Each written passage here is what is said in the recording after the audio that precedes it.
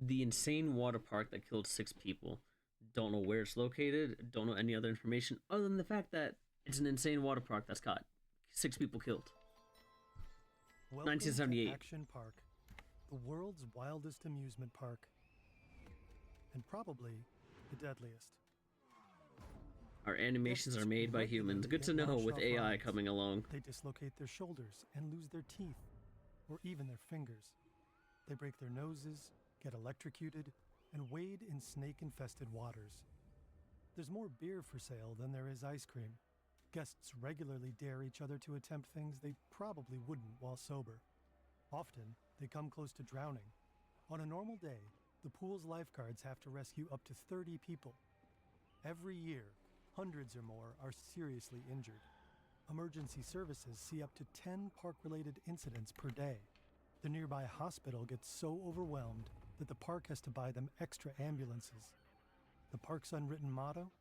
No risk, no fun. Is he talking about this specific park? Protocols are basically non-existent. Or general, or parks in general? In their teens, and often intoxicated. And people love it.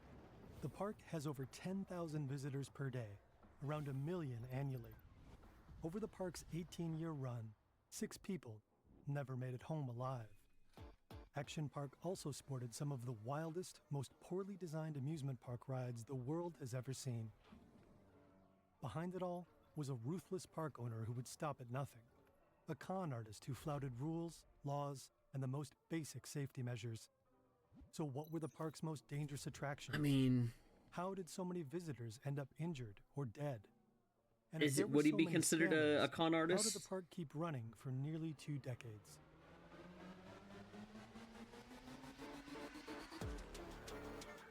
Like, he must have been following some rules.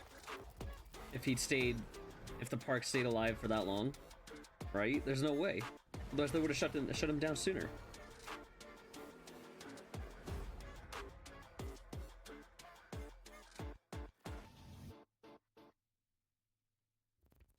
Hey, this is Jonas. You might recognize my voice. I'm the guy with the accent and one of the founders of Fern. The guy you heard in the intro just now is Don. He's one of our most prolific writers, a native speaker, and blessed with a much smoother voice than mine. Going forward, he'll narrate some of our content to let me focus more on editorial work. You'll still hear me and Hook, of course. We're just mixing it up a bit. We know change can feel weird at first, but please give Don a shot. He's really good. And with that, back to you, Don. Thanks, Jonas. A large part of our research is based on the book Changing the Narrative Park by Andy Mulvihill and the HBO documentary Class Action Park. You can find links to both in the description. I've never heard of that, ever. I've never heard of that show or documentary. This is Mulvihill, known as Gene. He created Action Park. In the early 70s, Gene grabs Wall Street by the horns and gets rich on penny stocks.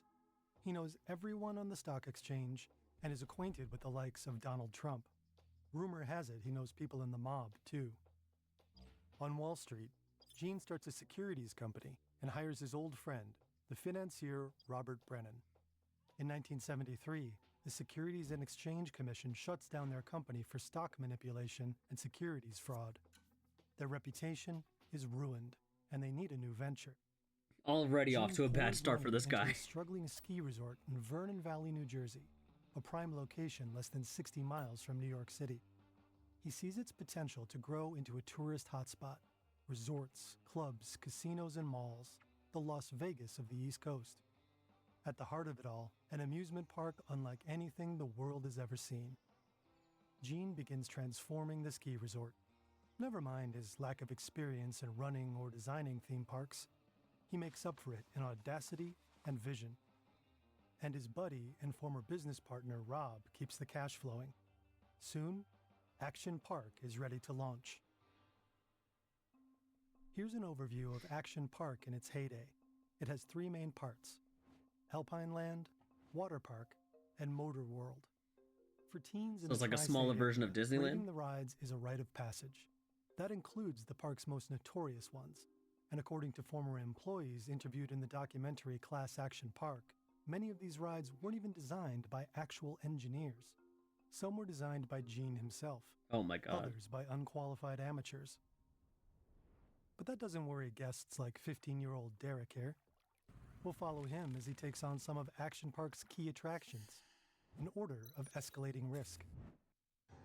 Right now, he's 2 beers into his day, waiting in line for battle action tanks. He's On wait, paper, hold on. He said this kid is 15 years old and he's 2 beers in 1970 something. Battle action tanks is basically bumper cars. In practice, it's more like Wimbledon meets one of the hairier battles of the Vietnam War. Riders climb into camouflaged four-wheelers protected by chicken wire cages. Each is powered by a motor, controlled with a joystick, and decked out with a working cannon. The goal is to fire tennis balls at other tanks. Okay. Around the arena, Seems harmless. spectators man cannons of their own. If they hit a tank directly, it blasts into a tailspin. This is Derek's first ride, just a warm-up.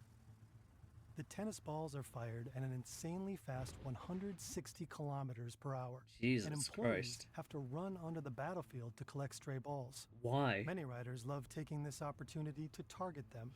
If anyone scores a direct hit to an employee's groin, the crowd goes wild. What the Gene frick? loves watching this gladiatorial combat. He's often found soaking up the battle vibes from the sidelines. It's also where he likes to assign his chronically late employees as a punishment. Jesus, man. According to Class Action Park, many of the staff aren't trained professionals. They're teenagers, some as young as 14. That's on brand for Action Park, where ignoring rules is part of the park's identity. Plus, teenagers are cheap labor. They don't ask questions and are often happy to test Gene's newest death-defying inventions. Some even affectionately call him Uncle Gene. In the 80s, amusement parks in the US are a pretty unregulated industry, and Uncle Gene loves to exploit a good loophole. For instance, It's crazy how far we've come from what this is going at right now. And we haven't, well, like, I'm maybe, what, 1/3 of the way through, right?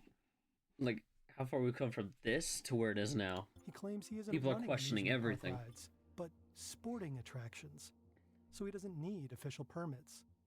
And for a while, the state of New Jersey doesn't really intervene. All they want to know is that the rides are insured and, quote, currently not on fire. Jesus, So the man. park shifts nearly all responsibility onto its visitors. For instance, when it comes to go-karts. This is the Super Go-Kart. It's gas-powered and designed for racing, but more commonly used for crashing. There are 20 in total. They may look small, but watch your neck. They Yeah, everyone accelerate keeps like a bumping spook into horse. each other. I get They're it. known to cause I've done it whiplash myself. and broken bones. They're supposed to max out at 32 kilometers an hour, but sometimes the staff likes to override the speed controls, enabling the carts to reach more than 80 kilometers an hour. Wow. The really daring ones take a special souped-up model. Some employees even take these mini racers for after-work spins on the nearby state highway. Are you serious? Jesus. Derek jumps into a super go-kart. It's pretty fun zipping around, until he sees a lady losing control. She hurtles off track and smashes through a fence, then through another fence, and then she collides with a tree. Jesus. Finally, one of the employees hits the kill switch. Derek needs a break and stumbles into the big white festival tent right next to the circuit. He's only 15, but he has no trouble whatsoever getting his hands on a beer. Maybe it helps him muster up the courage for the next attraction. That's insane. This is the Speedboat Lagoon. Visitors hop inside speedboats with a small plastic frame and a very powerful engine. They're designed for open water, but crammed into a small, man-made lagoon. Looks chill. If only. Everyone knows it's full of snakes, gas from leaky boat motors, and dead fish. Derek quickly realizes no one's here to pilot the boats. They're here to crash them. He's just about to climb in when, bam! Oh my Another god. boat smashes into the side of his. It knocks the wind out of him, and he topples out of the boat straight into the murky lagoon. The water is greasy. Is that motor oil? Disgusted, he fishes himself out. As he does, something slithers across his thigh. He chooses to not think about it. Somehow, Action Park rides make it through mandatory state inspections. What? Since amusement park regulation is so new, inspectors don't always know what they're looking for. Oh my State god. law requires How that far we've Gene come, take out man. liability insurance, or what might be considered dangerous. But Gene doesn't believe in insurance. Too expensive, too much bureaucracy. He'd need to insure the accident-prone Action Park for at least $2 million a year, with premiums rising every time something goes wrong. So he simply starts his own insurance company, London and World Insurance, headquartered in the Cayman Islands. That allows him to produce fake insurance documents while paying premiums to Oh my himself god, this guy and is using the smart. company to launder money. But while Gene may have been a visionary when it came to chaos and ruthless money-making, he definitely had room for improvement when it came to taste. Today, your walls can actually look good with Displate. Displates are high-quality metal posters. He threw a They're random bold, ad in there, bro. durable, and best-selling 5, ready custom 2 Displates, 43% off 3 to 4, and 46% off 5 or more. Just use the code FERN or find the discount link in the description. But back to Gene's visionary ideas. One of them was the Bailey ball. He doesn't have a permit for it yet. You know, we're at level, what level is it? We're at level 4, right? You can't really see, but we're at level 4 for the amount of the deaths, right, that occurred. But there's been one very close call. That's about it. He doesn't have a permit for it yet. Today is testing day. The ball consists of 2 plastic spheres, one nested inside the other. The outer sphere is covered in office chair wheels. The inner one is mounted on ball bearings, so it can spin independently of the outer shell, keeping the seat upright. Attached to the seat is a race car style harness. The Bailey ball wasn't designed by an engineer, but by a janitor who long dreamed of breaking into the theme park business. Wow. Gene loves it.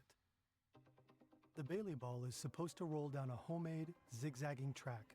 It's kind of like how it was in 183 Jurassic meters of Park glued PVC pipes. with the This is the test pilot, Frank, a regular employee. What's his who name? Gene convinced to do the job by slipping him $100. The idea is that Frank will roll down the hill, sitting upright, and come to a gentle stop at the bottom of the mountain. Here's the state safety inspector, sent to rubber stamp the ride. As long as it doesn't scream instant death, the Bailey ball will be cleared for use by the public. Jesus, Frank man. is strapped in a ball, ready to launch. Just For the thinking first few about it meters, is like it's all going according crazy. to plan. Frank's rolling smoothly and he's still upright. But nobody accounted for the laws of thermodynamics. The problem with PVC in the hot sun is that it Melts and expands. rapidly. The plastic track that was supposed to give the ball direction has bulged and warped. Frank doesn't even make it through the first switchback. It hurtles off the track and starts rolling down the hill, rapidly gaining speed. The safety inspector can only watch, frozen in horror. The ball hurtles down the hill and flies off park grounds. It's now Oh. headed for the road. Cars honk and screech to a halt. Oh my god. Somehow, the ball avoids any collisions, and eventually, it crashes into a pond. I know it's just animation, but Frank emerges, dazed and sputtering, with blood on his shirt, but alive. oh my The inspector lord. does not grant Gene approval for the Bailey ball, but plenty of other rides do end up going live. By the mid-70s, Action Park boasts about 50 attractions. Around 1 million people visit the park every year. It's a genuine boost for the local economy. At the time, even Donald Trump considers investing in Action Park. But apparently the concept is too crazy, even for him. Sure, that's what it The is. park's ads run non-stop on New York television, luring in city kids eager to blow off some steam.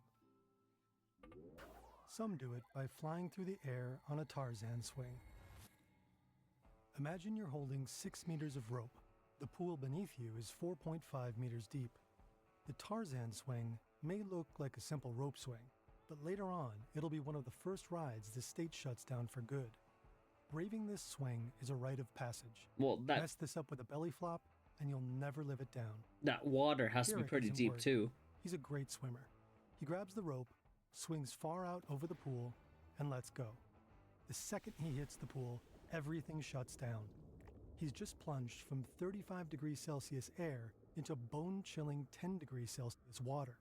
The spring-fed water is so cold, he forgets how to swim. Oh my He god. flails, stunned. A smirking lifeguard hauls him out and slaps a wristband on him. Scrawls across it are the letters CFS, shorthand for can't fucking swim. No way. Later, he'll learn that the cold water was such a shock to one swimmer's system that he went into cardiac arrest and died. Wow. Cases like this should be covered by Gene's liability insurance. But it But isn't. London and World Assurance, the company allegedly backing Action Park, doesn't really exist.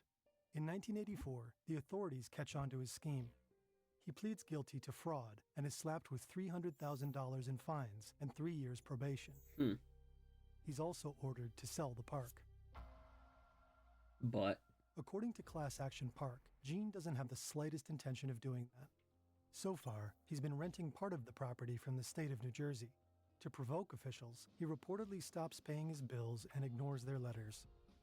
After some back and forth, New Jersey agrees to sell him the land for a steal. oh Allegedly, no. just to get him off their backs. Gene wins and goes on to further expand his park. How the hell did they allow this?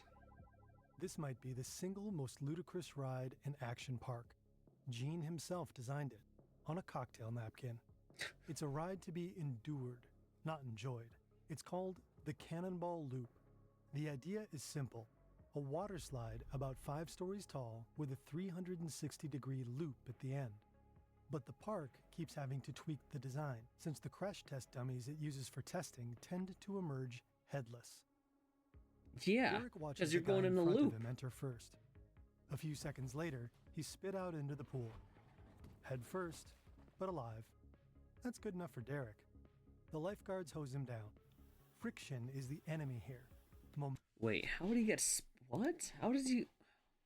Hold on a second. Where's? Give me this. Give me paint.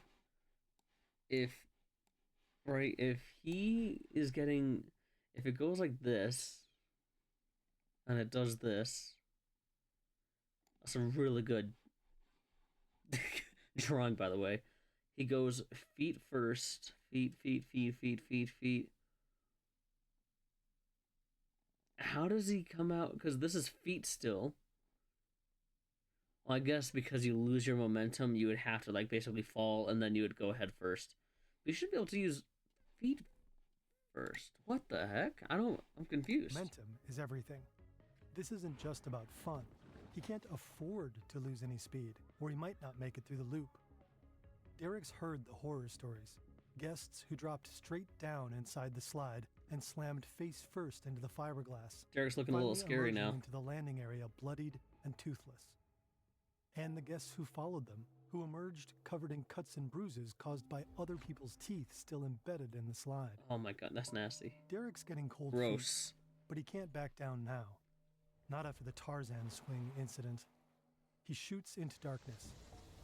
It's fast, brutal, and then he hits the loop. He crawls out dazed, bleeding from the elbow. But at least he's alive. The authorities only require Gene to report serious injuries. But according to Class Action Park, that leaves it up to him to decide what serious means. They can't do that. No one knows how many people have actually been hurt at Action Park over the years. When victims or their families sue the park, Gene almost always refuses to settle. Instead, he drags them to court, knowing that trials are often expensive, tedious, and emotionally Yeah, they don't want to exhausting. deal with it. Many families aren't willing to go through that. Gene reportedly wins the vast majority of these cases. On the rare occasions he loses, he stalls on making any payments to the victims, sometimes until law enforcement orders him to. U.S. Marshals allegedly come knocking on his door at least twice. Just twice? This is the Alpine Slide. Number It's an 7. 820-meter-long concrete track winding down the mountain. The first which official riders death for what I descend on saw. small plastic sleds equipped with a handbrake. At first glance, it looks like good, clean fun. It's marketed as safe for grandparents and infants. But in reality, the Alpine Slide will rack up more injuries and lawsuits than any other ride in the park. I will say Alpine slides, because there's one in Colorado, in the mountains. It only works well when you're not going too fast around the corner. Otherwise, when you're going too fast around the corner, you can obviously like jump off it and whatever, so you have to be careful, but they tell you ahead of time now to slow down if there's no signs posted. The sleds have 2 speeds, painfully slow, or And- what employees call death awaits. Yep. Riders switch between these 2 states with a simple handbrake, if that brake happens to work. Oh no. The concrete course makes for a rough landing. This is especially so for guests infuriating, wearing only man. swimsuits. Derek rides the ski lift up the mountain. Teenagers overhead are spitting on riders and throwing sleds, trying to hit any unlucky riders below. Jesus. At the top, he climbs onto a janky plastic sled. There are no helmets, of course, just pictures of nasty scrapes to warn you not to go too fast. It's basically like riding a skateboard down a long, steep mountain. Halfway down, he realizes he's coming up on a mother and That's the other reason why they don't, which I just thought about, they don't like let you take it up when you're going up the gondola to this thing in Colorado, because they have them all up there already, and then they'll take them up however they need to, because they don't want people doing this shit. her young child. They don't want people Fast. dropping on other He's people. zooming along at nearly 50 kilometers an hour. He brakes hard on a sharp turn Mhm. that shoots him off the sled. Yep. He flies through the air and lands hard. He's mostly fine, just road rash, a battle scar he can show off later. Not everyone will be so lucky. In 1980, the Alpine slide claims Action Park's first life. 19-year-old George Larson is hurled off his sled and slams his head against a rock. Allegedly, this rock had already been flagged for removal, but Gene and his team ignored it. That sounds straightforward. It's The park unfortunate. is to blame for Larson's death. Yep. But Action Park argues it wasn't the slide that killed Larson. It was the rock. speed. So Oh. technically, the ride itself is safe.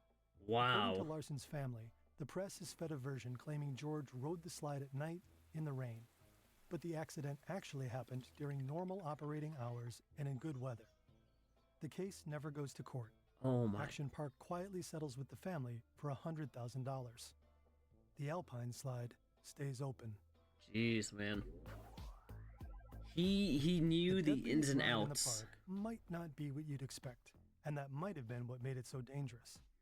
Not the souped-up go-karts, not the deadly looping water slide. No, the attraction that killed the most people was the wave pool, also known as the grave pool. Because of It may overcrowding. look harmless, inviting even, but this is no kiddie pool. It's It's a overcrowding. massive pool that can hold about 1,000 guests. It's about 30 meters wide and 76 meters long. Giant pressure chambers generate artificial waves up to 1 meter tall. They also produce a strong riptide. The deep end reaches 2.4 meters. Derek doesn't know all this. The water sparkles, music plays, the pool almost looks relaxing. He wades in and is immediately sucked under by the current. He surfaces, gasping, to find hundreds of people thrashing around near him. It feels like an artificial ocean, so a lot of people expect salt water, but they're wrong. The pool is filled with fresh water, so Oh, it's that's like even buoyant worse. and easier to sink in. And half of the people in it are drunk. Mm-hmm. A guy near Derek is flailing around. Derek sees one lifeguard dive in for a save, then another. Behind him, someone is pulled out on a stretcher. Jesus, They're the man. second one today. The pool is deceptive, even for strong swimmers. The waves come on unexpectedly, and panicked swimmers often clog the exits. 12 Red Cross trained lifeguards are stationed at the pool at all times, but because the pool is so densely packed and the water so murky, it isn't always easy to tell when someone is drowning. Throughout the 80s, 3 people drowned in the wave pool, a 15-year-old boy and 2 young men aged 18 and 20. In the end, 6 people die at Action Park, 3 in the wave pool, 1 on the Alpine slide, and 1 on the Tarzan swing. The 6th victim was an unlucky kayaker who capsized, stepped on a live underwater wire, and was fatally electrocuted. Oh my god. With that many injuries and deaths, the park should have been shut down long ago. So why did it stay open for so Yeah. long? Over the years, families, journalists, and authorities repeatedly put pressure on Action Park, but Gene somehow always managed to dodge any form of responsibility. According to Class Action Park, rumor had it friends in high places were looking out for him. Gene had close ties with local business leaders and politicians. Action Park was a major employer in the area. And Rob, Gene's generous money man, was always just a phone call away. Whenever he was under attack, Gene fought back, sometimes with sketchy methods. One journalist alleges that, when Gene was faced with criticism, he retaliated, phoning her boss and ultimately getting her fired. Oh my And lord. when a man Gene owed money wanted to claim it, Gene reportedly threatened to hire a Russian hitman to kill him and his family. Gene went on like this for years, dodging his responsibilities and delaying settlement payments. He embodied the Reaganomics spirit of the 80s, minimal government intervention, and a belief that deregulation was the key to innovation. No. But I that mean, changed in the 90s. yes, but no. The lawsuits kept piling up, earning the park its nickname, Class Action Park. Attendance started dropping. By 1996, mounting legal battles, medical bills, and safety mandates finally caught up with Gene. Action Park shut down. Millions of dollars in debt. Gene went on to complain And it only he had took how lost more long? money on the park than he ever made. Since then, the park has repeatedly changed hands and names. Today, it's just a water park, with some of the old attractions still in place. But Action Park itself is history. Gene Mulvihill died in 2012. Obituaries hail him as a visionary entrepreneur. A politician from New Jersey said his mother had given him the perfect name, Gene, like the true genius he always was. First off, it looks pretty sketchy there. Second off, why? I know the rules back then to now are different, but how long did it take before they actually closed the place? Third, he had so many people in high places that he could turn to. That's ridiculous. Oh my god, regulation on this kind of stuff needs to happen, man.